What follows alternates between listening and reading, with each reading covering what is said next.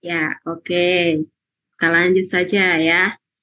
Oke, pada malam hari ini kita akan belajar hubungan visi dengan perubahan. Ya, kalau minggu lalu kita belajar alat-alat untuk mendiagnosis perubahan, kemudian minggu lalunya kita juga belajar tentang resistensi perubahan. Nah, pada malam hari ini kita pelajari nih hubungan visi dengan perubahan. Nah, apa sih hubungannya visi dengan perubahan? Apakah visi itu bisa berubah gitu ya? Terus pengertian visi itu apa? Pengertian misi itu apa? Kita akan pelajari di malam hari ini. Ya, oke. Nah, ini ada baru gabung nih temennya, Mbak Sarah. Oke, pengertian visi. Oke. Mbak Sarah, apa kabar? Selamat malam. Assalamualaikum. Halo Mbak Sarah, baru gabung. Malam, baik Ya, Bu. ya, oke, selamat bergabung. Ya, Mbak Vina bisa minta tolong dibacakan pengertian visi? Boleh, pengertian visi. Visi perusahaan adalah gambaran masa depan yang akan dipilih dan yang akan diwujudkan pada suatu saat yang ditentukan menurut J.B. Whittaker. Visi adalah pernyataan tentang tujuan organisasi yang diekspresikan dalam produk dan pelayanan yang ditawarkan, kelompok masyarakat yang dilayani, nilai-nilai yang diperoleh, serta aspirasi dan cita-cita masa depan atau Ya, outlier. oke, terima kasih Mbak Tasya. Jadi pada intinya ya, visi ini adalah tujuan ya atau gambaran di masa depan. Suatu perusahaan itu ingin apa sih di masa depan gitu ya, atau ingin mengembangkan apa sih gitu ya di masa depan, ingin membawa kemana sih perusahaan tersebut di masa yang akan datang gitu ya. Visi biasanya ini dalam waktu jangka panjang ya, karena ini masa depan lebih ke depan ini perusahaan ini akan menjadi apa gitu, akan mengembangkan apa gitu ya. Biasanya dalam waktu 3 tahun, 4 tahun atau 5 tahun gitu jauh ke depan ya visi ini ya. Jadi gambaran masa depan ya. Nah, jadi visi perusahaan ini adalah gambaran masa depan yang akan dipilih dan yang akan diwujudkan pada suatu saat yang ditentukan. Nah, itu ya. Nah, saat yang ditentukan itu ya terkait dengan jangka waktu ya, 5 tahun, 10 tahun ataupun 15 tahun gitu ya, Mas. Jadi masa depan. Nah, ini ya.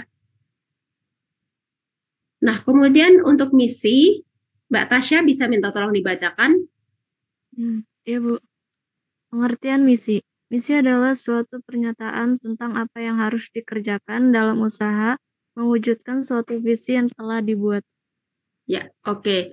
Tadi kalau misi itu adalah tujuan ya, intinya tujuan apa sih ataupun gambaran apa-apa saja sih yang akan direncanakan ataupun yang akan diwujudkan suatu perusahaan. Sedangkan kalau misi itu apa aja ataupun hal-hal apa saja yang dilakukan untuk mewujudkan misinya.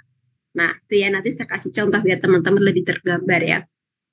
Nah, oke, untuk selanjutnya.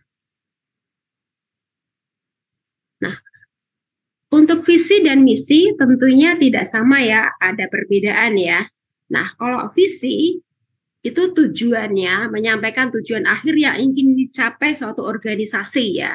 Nah, tujuan akhirnya itu apa? Ya, misalnya ya, visi perusahaan tersebut adalah ingin memproduksi eh, produk yang berkualitas internasional, contohnya ya, gitu ya.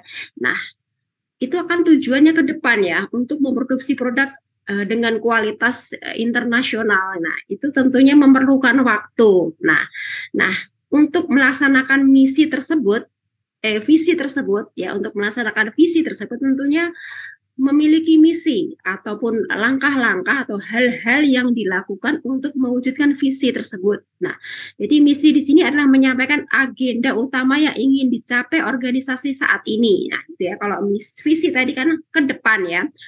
Perusahaan tersebut ingin memproduksi produk berskala internasional ya. Ini contohnya ya. Nah, misinya apa? Yang dilakukan apa saat ini gitu ya. Misalnya yang dilakukan itu dengan melakukan inovasi ya, dengan melakukan inovasi produk-produk yang berkualitas, memperbaiki sumber daya gitu ya, sumber daya yang ada ya. Terus kemudian mengirimkan sumber dayanya untuk melakukan pelatihan gitu, ataupun mengirimkan sumber dayanya untuk belajar ke luar negeri. Nah, gitu ya, untuk mempelajari produk-produk yang terkait dengan produk perusahaan tersebut yang rencananya nanti akan memproduksi produk yang kualitas ataupun dengan standar internasional tadi. Nah, itu adalah misi-misi hal-hal apa saja yang akan dilakukan oleh perusahaan tersebut untuk mencapai visinya. Nah, misalnya teman-teman di saat masuk kuliah ASMI, ini contohnya ya biar lebih mudah menggambarkan ya. Nah, kira-kira visi teman-teman apa nih di saat pertama masuk ya? Tentunya ya, ini contoh ya, tentunya memiliki visi ataupun tujuan, misalnya ya, akan lulus ya, lulus kuliah tepat waktu dengan predikat cum laude. Nah, itu misalnya ya, visinya ya, gitu. Nah, misinya itu apa saja gitu ya, hal-hal yang dilakukan atau langkah-langkah yang dilakukan agar bisa cepat lulus tepat waktu dan dengan predikat cum laude. Nah, apa sih yang dilakukan biar misinya itu tercapai gitu. Tentunya yang dilakukan saat ini, mulai tahun pertama, mulai tahun kedua, mulai tahun ketiga, dan keempat, itu apa yang dilakukan. Kalau visi kan misalnya S1 administrasi bisnis itu kan 4 tahun loh, ya 4 tahun baru lulus. Nah, itu kan jangka panjang. Nah, tentunya di tahun pertama apa yang dilakukan. Nah, contohnya misalnya ya, tentunya dengan membayar ya, membayar uang kuliah sesuai dengan ketentuan ya. Kalau nggak bayar ya tentunya nggak bisa mengikuti perkuliahan. Nah, itu tentunya itu misinya yang pertama. Kemudian yang kedua apa kira-kira? Mbak Tasya, Mbak Vina, Mbak Sarah, kira-kira apa gitu untuk mencapai misi agar bisa lulus tepat waktu dengan predikat cum laude. Nah, tuh kira-kira apa yang dilakukan teman-teman? Ayo, tentang perkuliahan. Apa yuk, Mbak Vina? Ngerjain tugas, Bu. Nah, iya, ngerjakan tugas. Selain itu apalagi? Mengerjakan tugas tepat waktu, ya kan? Kalau nggak tepat waktu, nanti ya deadline-nya habis, nggak bisa upload di e-learning. Nah, gitu ya. Mengerjakan tugas tepat waktu. Terus apa lagi? Misinya? Ujian ya, mengikuti ujian tengah semester dan ujian akhir semester. Kalau nggak ikut ujian nanti nggak dapat nilai. Ya kan teman-teman ya, gitu ya. Kemudian jangan lupa, nah misinya lain ya, rajin belajar gitu ya, tekun dan rajin belajar. Nah itu ya, kalau nggak belajar bagaimana nanti mau lulus ujian. Nah itu ya, harus rajin belajar. Nah itu ya. Kemudian apalagi selain itu? Ya, tadi yang pertama membayar uang kuliah sesuai dengan ketentuan. Ya, kalau tidak sesuai ketentuan, misalnya kurang juga nggak boleh ya. Membayar uang kuliah sesuai ketentuan. Kemudian yang kedua, tentunya mengikuti perkuliahan ya, mengikuti perkuliahan sesuai dengan jadwal ya. Kemudian yang tiga, mengerjakan tugas ya tepat waktu ya. Kemudian yang keempat, mengikuti UTS dan UAS ya. Nah, kemudian yang kelima, tekun dan rajin belajar. Nah, itu adalah misi ya, contoh misi untuk mewujudkan visi ya, visi yang ataupun cita-cita ataupun keinginan tadi ya, untuk lulus kuliah tepat waktu dengan predikat cum laude. Nah, itu ya, itulah misi. Jadi langkah-langkah yang akan kita lakukan gitu ya untuk mewujudkan visi. Kalau visi itu adalah cita-cita ya ataupun tujuan di masa depan. Nah, gitu ya. Kalau visi yang dilakukan saat ini itu apa gitu ya untuk mewujudkan visi. Nggak mungkin kan kalau cita-citanya pengen lulus kuliah tepat waktu predikat cum laude tapi nggak mau belajar. Nah, kuliahnya nggak pernah ikut, ujian nggak pernah ikut, tugas-tugas nggak dikerjakan.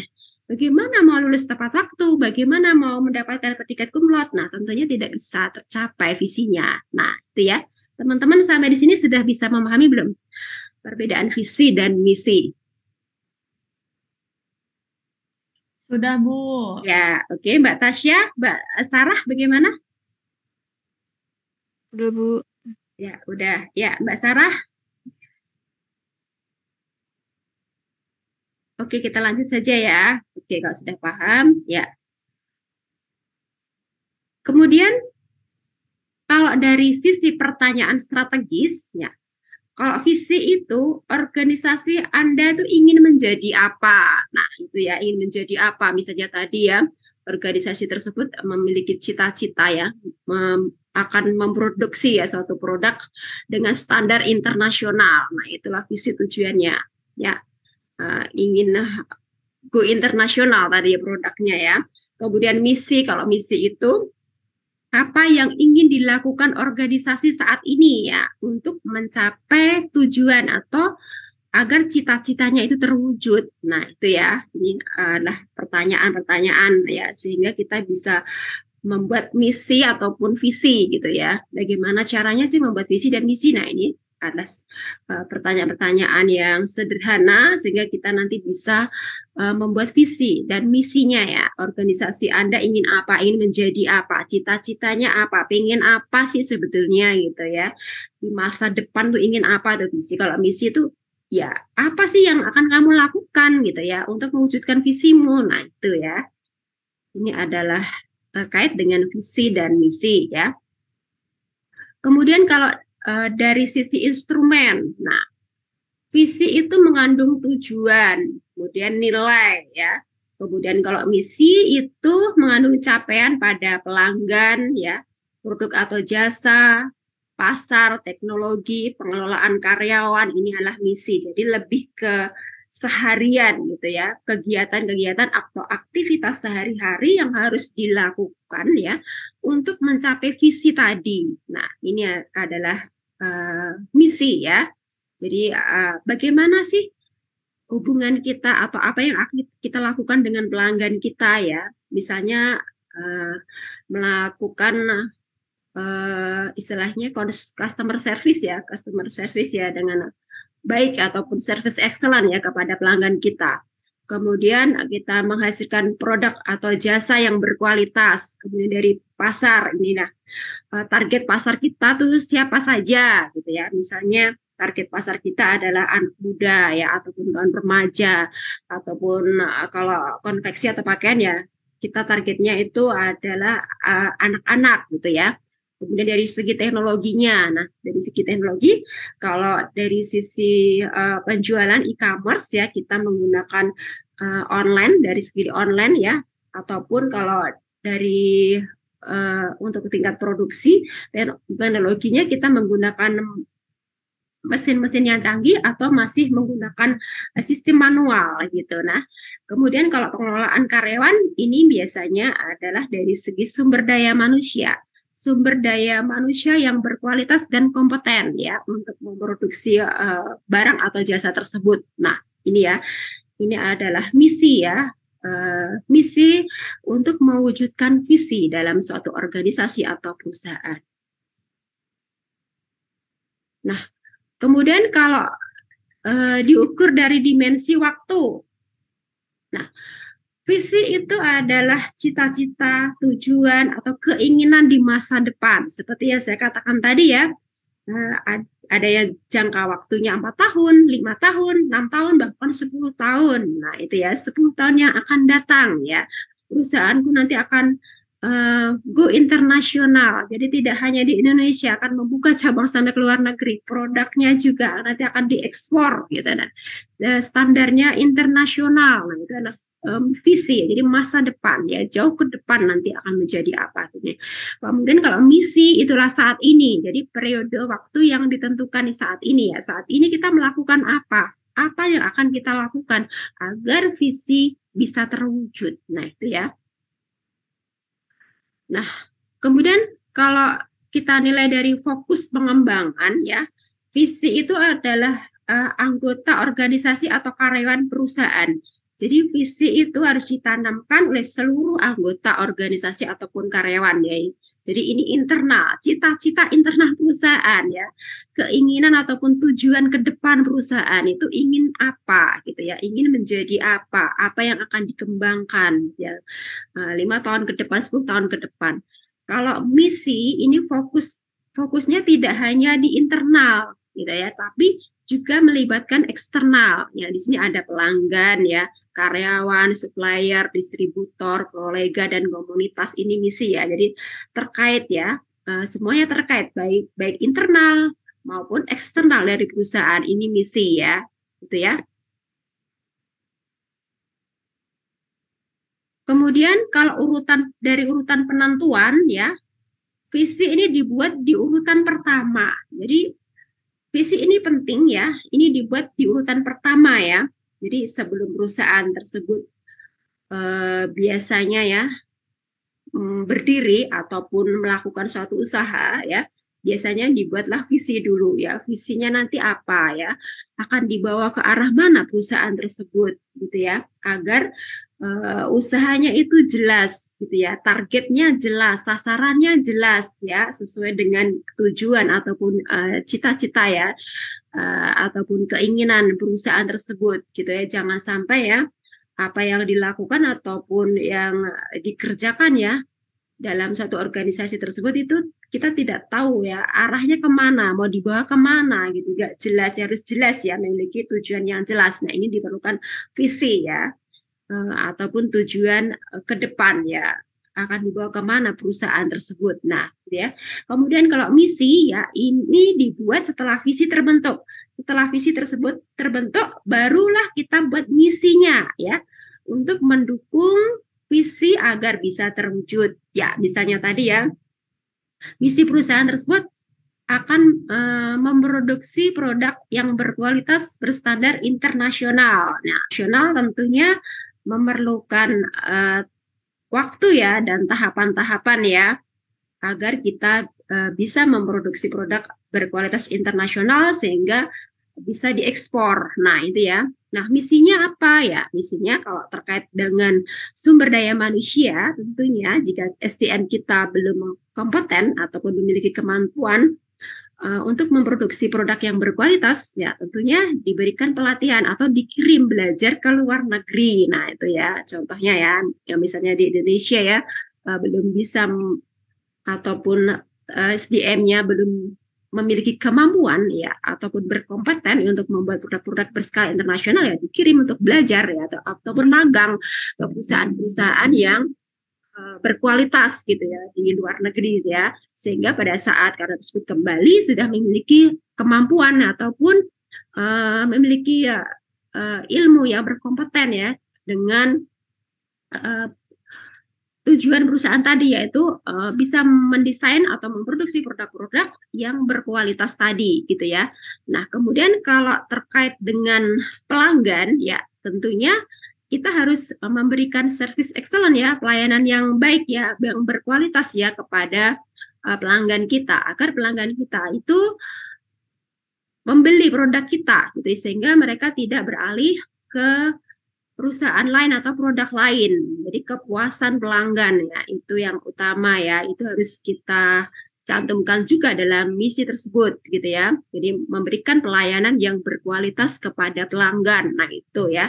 Kemudian kalau terkait dengan sarana prasarana ya, itu tentunya sarana prasarana yang mendukung ya untuk memproduksi produk dengan standar internasional itu harus kita penuhi ya. Misalnya dengan mendatangkan mesin-mesin dengan teknologi terbarukan ya, mesin-mesin yang canggih ya, sehingga perusahaan tersebut bisa memproduksi produk dengan skala internasional tersebut ya, gitu ya. Kalau mesin-mesinnya jadul, mesinnya zaman dulu gitu ya, tentunya tidak canggih dan tidak bisa memproduksi ya produk dengan kualitas yang bagus, sehingga sarana prasaranya harus dilengkapi. Jadi meningkatkan sarana prasarana yang berkualitas untuk mendukung produksi. Nah, itu misalnya misinya. Nah, itu ya. Itu adalah gambaran visi dan misi ya suatu perusahaan ya, teman-teman ya. Kemudian ada dari sisi proses perubahan. Nah, oke, Mbak Tasya bisa minta tolong dibacakan. proses perubahan. Visi jarang dilakukan perubahan karena membutuhkan waktu yang lama untuk meraih visi organisasi. Misi dapat dirubah setelah organisasi dapat meraih misi sebelumnya. Ya, oke, terima kasih. Oke, dari sisi proses perubahan ya, kalau visi itu biasanya tuh jarang dilakukan perubahan ya, karena membutuhkan waktu yang lama untuk meraih visi organisasi ya. Misalnya tadi ya, untuk memproduksi barang dengan ataupun produk dengan standar internasional memerlukan waktu yang lama gitu ya, agar perusahaan tersebut bisa memproduksi produk yang berkualitas sehingga berskala internasional dan bisa ekspor gitu ya. Kemudian kalau misi itu dapat dirubah setelah organisasi dapat meraih misi sebelumnya gitu ya. Kalau misi itu bisa setiap tahun bisa dirubah, bisa kita evaluasi apakah misi tersebut itu sudah bisa tercapai ataupun tidak gitu ya. Misalnya kalau misinya ternyata setelah kita evaluasi tidak sesuai ya ataupun tidak berhasil, nah bisa kita evaluasi kemudian kita rubah agar misinya itu bisa berhasil ya. Kemudian berikutnya tujuan penetapan visi. Nah, ini ada 5 tujuan ya penetapan visi. Oke, Mbak Sarah bisa minta tolong dibacakan.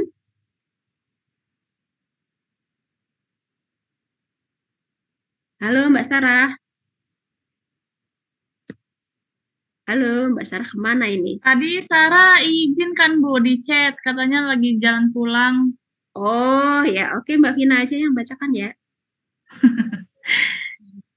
Tujuan penetapan visi yang pertama itu ada mencerminkan sesuatu yang akan dicapai perusahaan, yang kedua ada memiliki orientasi pada masa depan perusahaan, yang ketiga menimbulkan komitmen tinggi dari seluruh jajaran dan lingkungan perusahaan, yang keempat menentukan arah dan fokus strategi perusahaan yang jelas, yang kelima menjamin kesinambungan kepemimpinan organisasi. Ya, oke. Terima kasih Mbak Vina sudah dibacakan. Nah, ini adalah tujuan-tujuan dari penetapan visi ya.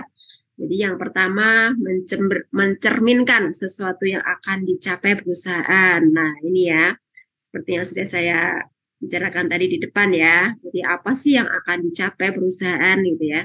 Kemudian memiliki orientasi pada masa depan perusahaan ya. Akan dibawa kemana sih perusahaan tersebut gitu ya di masa yang akan datang.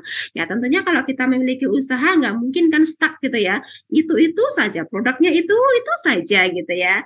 Tidak berkembang. Tentunya juga kita menginginkan perusahaan tersebut maju, memiliki produk yang berkualitas. Nah, tidak hanya di Indonesia saja pemasarannya juga ke depan ya, ingin memiliki produk kualitas berstandar internasional dan bisa kita ekspor gitu ya. Nah, itu adalah cita-cita masa depan perusahaan ya.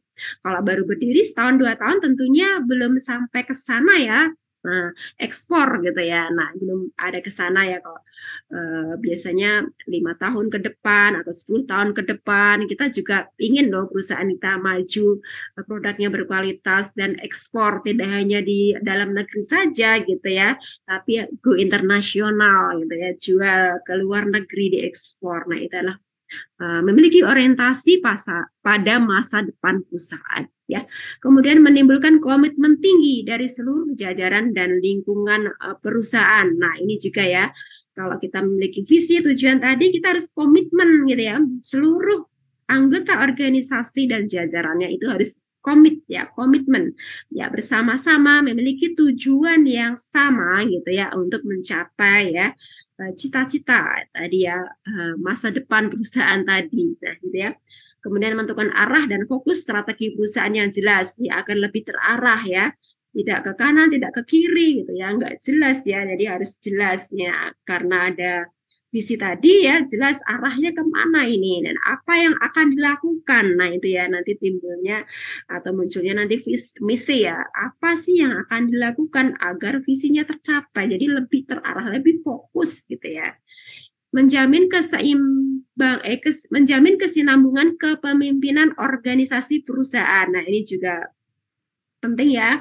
Jadi adanya kesinambungan kepemimpinan organisasi perusahaan. Jadi jelas ya nanti ya pemimpin tersebut ya mengarahkan staf-stafnya ataupun di bawahnya, level di bawahnya itu kemana, harus bekerja seperti apa, memiliki program kerja apa. Nah itu lebih terarah gitu ya untuk mewujudkan visi tadi ya yang sudah ditetapkan oleh perusahaan. Ya.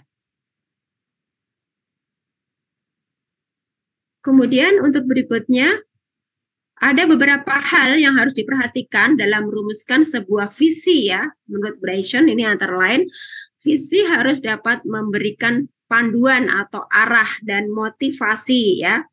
Kemudian visi harus disebarkan di kalangan anggota organisasi atau stakeholders. Ini adalah stakeholders ini adalah pemilik kepentingan atau yang berkepentingan ya, bisa dari internal maupun eksternal ya.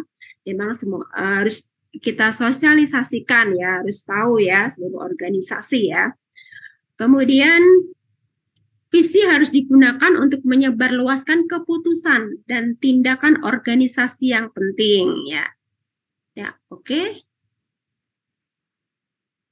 Kemudian untuk berikutnya ya, menurut Ekdon ya terdapat beberapa kriteria dalam merumuskan visi ya. Antara lain sini. Nah, visi bukanlah fakta ya, tetapi gambaran pandangan ideal masa depan yang ingin diwujudkan ya. Jadi visi dapat memberikan arahan, mendorong anggota organisasi untuk menunjukkan kinerja yang baik ya. Kemudian visi dapat menimbulkan inspirasi dan siap menghadapi tantangan. Kemudian yang keempat, visi dapat menjembatani masa kini dan masa yang akan datang ya. Kemudian visi merupakan gambaran yang realistis ya, realistik ya. Visi merupakan gambaran yang realistik dan kredibel dengan masa depan yang menarik ya. Kemudian untuk selanjutnya, visi sifatnya tidak statis dan tidak untuk selamanya gitu ya. Jadi nih kalau visi tersebut sudah dicapai, ya kemudian perusahaan boleh gitu ya mengganti visi tersebut bisa gitu ya dengan visi yang baru ya, yang tujuannya tadi agar perusahaan tersebut lebih berkembang gitu ya. Kalau sudah tercapai misalnya sudah perusahaan tersebut sudah berhasil ya untuk memproduksi produk skala internasional dan sudah bisa diekspor, tentunya perusahaan tersebut akan mengembangkan lagi ya usahanya gitu ya. Jadi visinya bisa dirubah lagi ya. Untuk ekspor impor sudah tercapai, produk yang berkualitas sudah tercapai. Nah, kemudian apa lagi nih yang akan dikembangkan? Nah, kemudian mengganti visinya ya, membuka misalnya istilahnya membuka cabang ya, ingin membuka cabang tidak hanya di Indonesia tapi membuka pabrik ya, meningkatkan ataupun memperluas gitu ya usahanya ya dengan mendirikan pabrik gitu ya di luar negeri ya. Jadi tidak hanya di Indonesia tapi membangun pabrik di luar negeri. Nah, visinya ke depan gitu ya, mendirikan cabang gitu di luar negeri gitu ya, di beberapa negara. Nah, gitu ya. Dengan begitu kan biaya distribusi dari Indonesia ke negara tujuan itu kan tidak memerlukan biaya yang banyak ya kalau kita mendirikan pabriknya di daerah tujuan ekspor kita ya, misalnya ke Jepang ya, contoh ya, ke Jepang ya ataupun ke Malaysia gitu ya. Nah, kita mendirikan aja pabrik di sana. Kalau pangsa pasar kita itu di sana banyak ataupun laku terjual produk kita di sana gitu ya, banyak konsumennya ya, daripada pabriknya di sini ya kita bangun aja di sana. Nah, itu kan memangkas biaya distribusi produk ya dari Indonesia ke Malaysia ya, karena kita mendirikan di sana. Nah, itu ya. Jadi visi itu teman-teman bisa dirubah ya. Jika memang visi yang pertama itu sudah tercapai, nanti kita rubah dengan visi yang berikutnya, visi yang kedua gitu ya. Jadi visi itu sifatnya tidak statis dan tidak untuk selamanya. Jadi bisa dirubah ya jika visi yang pertama itu sudah tercapai ya. Ataupun jika visinya ternyata tidak tepat ya, pemilihan visinya kok tidak tepat, tidak sesuai ataupun tidak relevan lagi ya dengan kondisi saat ini. Nah, visinya bisa dirubah ya, menyesuaikan dengan kondisi yang saat ini gitu ya. Jadi untuk visi tahun 80-an tentunya beda ya dengan visi sekarang ya. Karena sekarang kan teknologi semakin berkembang ya. Jadi eranya tuh beda gitu ya. Sekarang lebih ke era digital. Nah, gitu ya. Oke. Untuk berikutnya, visi yang efektif. Jadi yang pertama, visi tersebut harus mampu memotivasi ya seluruh anggota organisasinya agar semangat ya untuk mewujudkan visi tersebut. Kemudian visi tersebut harus mudah dipahami ya oleh seluruh anggota organisasi dan jajarannya ya. Kemudian visi tersebut maknanya tidak terlalu luas gitu. Jadi fokus ya, apa sih yang akan diinginkan perusahaan ke depan, pengembangan apa saja sih yang akan diinginkan ya. Jadi maknanya tidak terlalu luas ya. Kemudian visi tersebut harus mampu memberikan arti dan nilai bagi para pelaksananya. Ya. Untuk berikutnya, visi tersebut ya dapat menetapkan standar dan keunggulan dari organisasi ya. Misalnya tadi visinya ya, keunggulan 5 tahun ke depan atau 10 tahun ke depan perusahaan itu apa sih? Oh, keunggulannya dia memiliki produk standar internasional sehingga produk tersebut bisa diekspor. Nah, itu ya. Jadi memiliki standar dan keunggulan. Keunggulannya apa? Produknya berkualitas ya, berstandar internasional sehingga bisa diekspor. Nah, itu ya. Jadi harus memiliki standar dan keunggulan. Nah, itu ya. Ini adalah visi yang efektif ya. Oke. Untuk berikutnya, visi tersebut harus mampu menghubungkan keadaan saat ini dan masa depan. Kemudian membantu organisasi merespon dan menghadapi perubahan atau masalah, mencerminkan nilai-nilai budaya organisasi ya. Nah, kemudian visi tersebut juga harus mampu membangkitkan inspirasi pegawai, rasional, ideal, terukur, dan dapat dicapai, dan dapat memberikan arti pada masyarakat. Nah, sebagai alat kontrol atas perilaku individu, pegawai, dan organisasi, dan dapat dikomunikasikan dengan seluruh komponen organisasi. Ya. Untuk berikutnya, peran visi dalam perubahan. Nah, ini perannya apa saja sih? Gitu ya. Peran visi dalam perubahan. Nah, di antaranya yaitu sebagai alat untuk melakukan perubahan, ya, mempertahankan aktivitas kewirausahaan atau mengubah program utama perusahaan, ya, meningkatkan kinerja organisasi, dan selanjutnya untuk mencapai visi organisasi yang berkembang, ya. Nah, untuk berikutnya, visi yang jelas ini memungkinkan untuk menentukan seberapa baik sih kinerja pemimpin organisasi dan mengidentifikasi kesenjangan antara visi dan aktivitas sekarang ya. Membantu dalam mendapatkan identifikasi karyawan dengan organisasi yang pada gilirannya visi tersebut akan memotivasi mereka untuk mencapai tujuan pribadi dan sasaran organisasi ya, dan mempersiapkan organisasi untuk melakukan perubahan secara teratur atau revisioning ya, latihan untuk membantu dan membimbing mereka ke masa depan ya. Ini adalah peran visi dalam perubahan ya. Nah, untuk berikutnya, visi dapat membantu perubahan dalam mempertinggi capaian atau kinerja organisasi, memudahkan perubahan organisasi, perencanaan strategis yang serasi, merekrut bakat yang diperlukan, dan memusatkan pengambilan keputusan. Ya. Nah, untuk selanjutnya, visi dapat juga merintangi suatu perubahan dikarenakan pemimpin karismatik menggunakan pendekatan emosional, ya, melalaikan perhatian yang perlu ke operasional bagi para pekerja, melalaikan perhatian ke masa depan, mengabaikan internet sebagai basis globalisasi, salah dalam memandu perubahan, para pemimpin berlebihan dalam menentukan persepsi krisis. Nah, ini ya. Jadi ini peranan pemimpin sangat penting sekali ya, agar visi dalam perubahan tersebut bisa terwujud. Nah ini ya, jadi sangat penting sekali ya seorang pemimpin ya. Oke, untuk berikutnya. Ya, ini saya bacakan sebentar ya teman-teman ya. Menurut Hope Kelly, ada 3 pendekatan yang digunakan untuk menciptakan visi, yaitu 1. Pendekatan intuitif. Ini bergantung pada penggunaan imajinasi untuk mendorong staf untuk berpartisipasi dalam visi pembangunan. Kemudian juga ada pendekatan analitik. Nah, ini visi-visi tidak begitu banyak dibayangkan dalam kaitannya dengan misi dan peran organisasi atau departemen ya. Kemudian ada juga pendekatan pembandingan. Nah, pernyataan visi yang dikembangkan dengan berfokus pada tindakan dan standar yang digunakan oleh organisasi pesaingnya. Oke, teman-teman, untuk lengkapnya nanti teman-teman bisa baca ya di modul yang udah saya share ya. Nah, oke, terima kasih. Udah selesai materi kita tentang visi dan misi. Oke, ada yang ditanyakan teman-teman?